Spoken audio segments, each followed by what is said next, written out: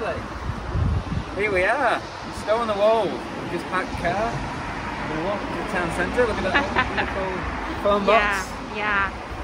But suddenly, just now, sunny, and then when we reach the Stow on the Wall, and then raining. I know, lucky I had a chance to put my jacket on, otherwise I would have left it in the car. Look at this. Yeah. This fountain. Yeah, this is fountain. 1896. The fountain. We have a look at the map of where we're going. Okay. It's not a map, it's just information about the Battle of Stow. Battle of Stow on the Wall in 1646. So it's part of the Civil War. Cái này là police station nè mọi người. Bây giờ là mình đang ở High Street. Đi qua đường.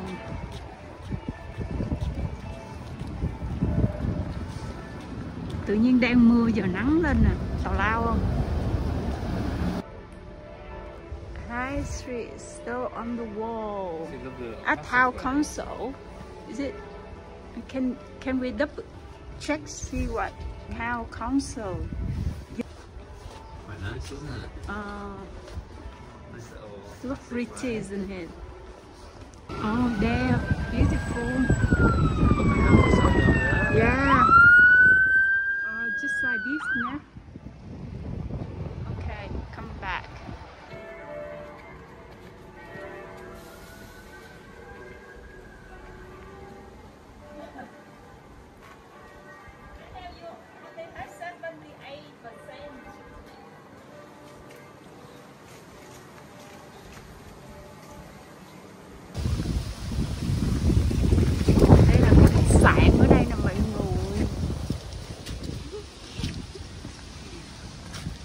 Look. What is it? Is it the market? Market? Is it the market? Building. Hả? Stow Town Council. Oh, council building mọi người. Okay, the stack there, stack. Nè. Mùa thu.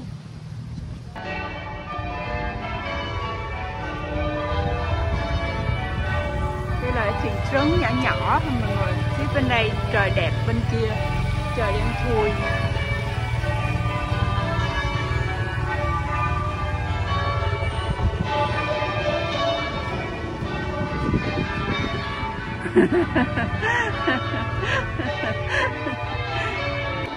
Oh my god, cái tòa nhà này đẹp ghê chưa mọi người, quá đẹp luôn. Dạ. Rồi cái just bell ringing.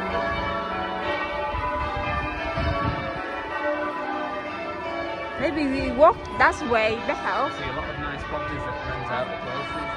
Yeah. We walk this way or this way? Either is fine. Yeah. It's beautiful, isn't it? Yeah. Cái thị trấn này á là thị trấn mà cao nhất ở vùng Oswald mọi người. Cao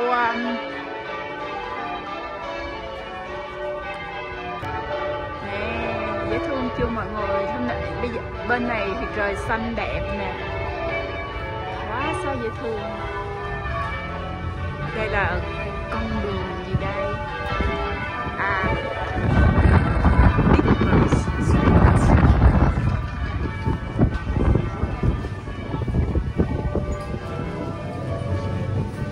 Dễ thương quá.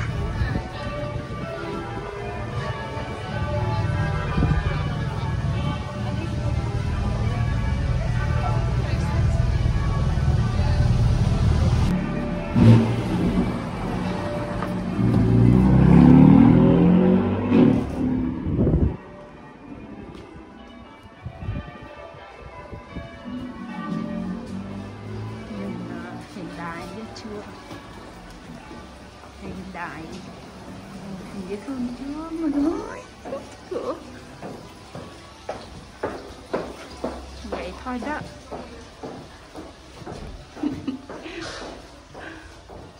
Is it that song, right? Nhìn có cái tòa nhà dễ thương chưa mọi người? Ôi, nhìn cưng quá à. Nhìn cưng xỉu luôn á.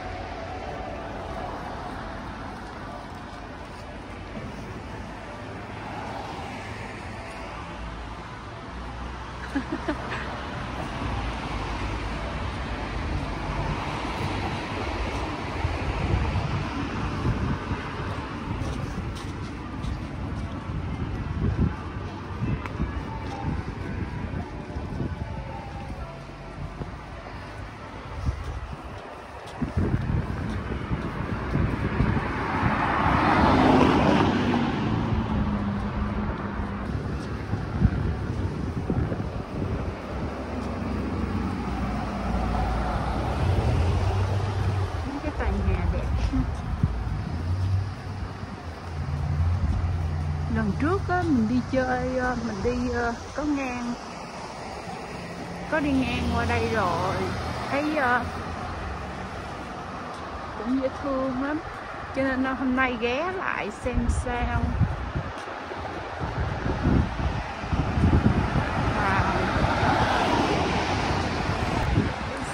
Con Talbot Court.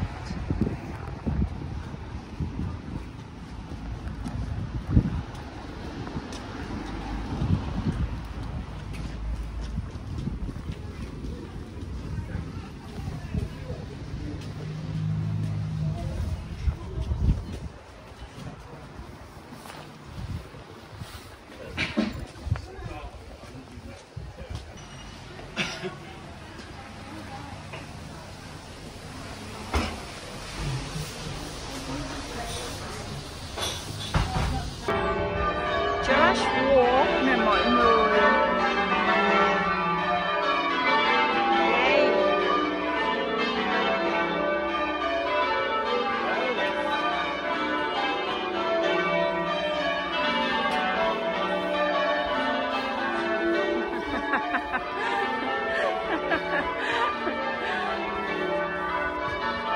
Xàm dễ sợ.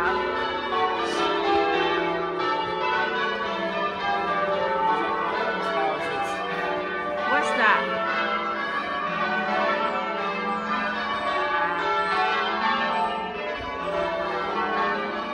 Ê, cái đường đẹp nè.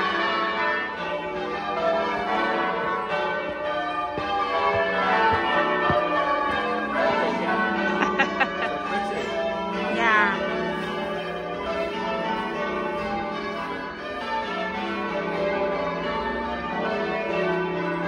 Mình phải đi kiếm một cái cổng mà ở trong Google search đó, thường là search ra cái cổng đó, nhìn đẹp đó. Phải đi vòng quanh xem thử.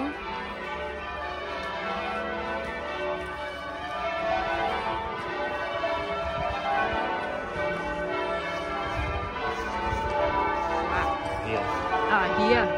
Ở đây nè mọi người. Đây là cái cổng này là nổi tiếng lắm nè.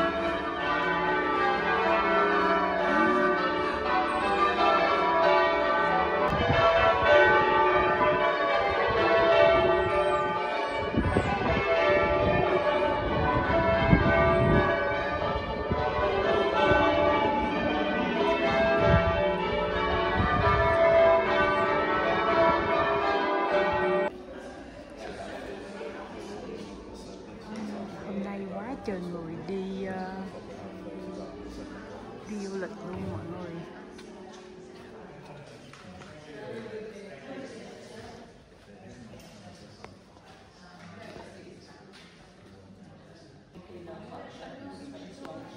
Còn cái cửa mình rất là thích mấy cái cửa, cái cánh cổng mà cái cửa kiến này. Cửa kiến màu đẹp.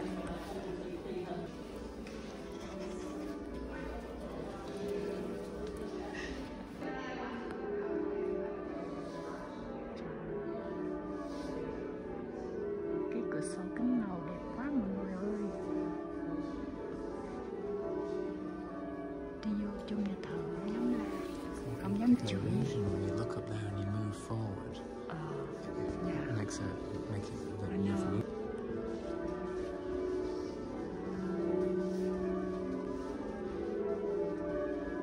Đẹp quá.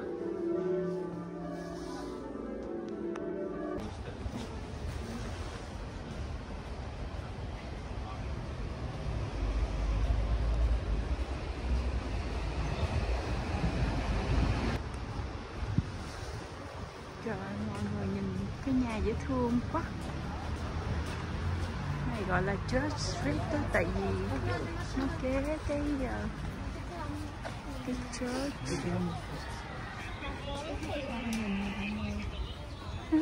Dễ thương quá.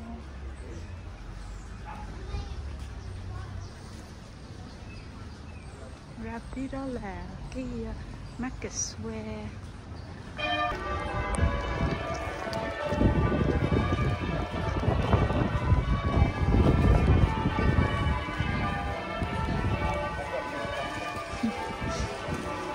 Two charity shops here, honey. Oh, is it? Go in. I think you get nice. Ôi trời, đẹp quá mọi người ha. Mới nãy mưa giờ trong xanh trở lại rồi. Quá trời dễ thương.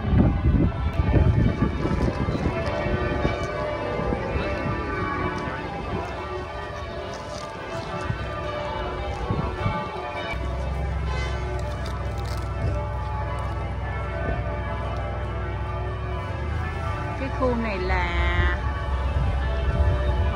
dễ thương quá mọi người.